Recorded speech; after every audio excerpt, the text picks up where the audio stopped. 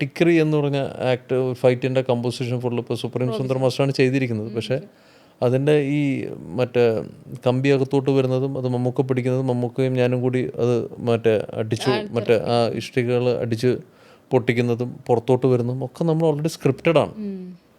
പിന്നെ അതുപോലെ തന്നെ ജീപ്പ് പോയിട്ട് തിരിച്ചു വരുന്നത്, ജീപ്പ് 360 ഡിഗ്രി എടുത്തിട്ട് വരുന്നത് റോബിയുടെ റൈറ്റിംഗ് ആണ്, അതൊക്കെ റോബിയുടെ എഴുത്താണ്. അപ്പം അങ്ങനെയൊക്കെ ചെയ്തുകൊണ്ടാണ് ആ പടത്തിന് ആ പെർഫെക്ഷൻ വന്നത്.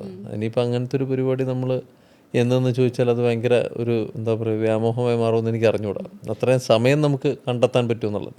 സുരാജേട്ടൻ ഏത് റോളിലേക്കായിരുന്നു അന്ന് ആലോചിച്ചിരുന്നത്? അല്ല, സുരാജേട്ടന് റോളെന്ന് വെച്ചാൽ നമ്മളന്ന് ഈ സ്കെയിലിൽ ചിന്തിക്കുന്നില്ല.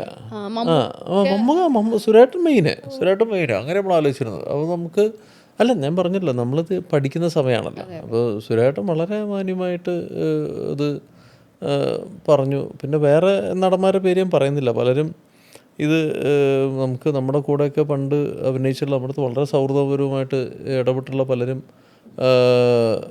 ഡേറ്റ്സ് പറഞ്ഞിട്ട് വേറെ സിനിമകളുടെ കാര്യം പറഞ്ഞ്, അപ്പോൾ ഞാൻ പറഞ്ഞു ആ സിനിമകൾ ചെയ്തോളൂ, കുഴപ്പമില്ല, ഇത് കേട്ടാൽ മതി.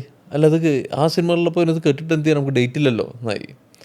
അപ്പോൾ പിന്നെ നമുക്ക് അതൊരു ഇൻസൾട്ടിങ് പോലെ അത്. കാരണം വെച്ച് കഴിഞ്ഞാൽ ഇപ്പോൾ ഇനിയിപ്പോൾ ആ വർത്താനം പറയാൻ എല്ലാവരും രണ്ടു മണിന്ന് ആലോചിക്കും.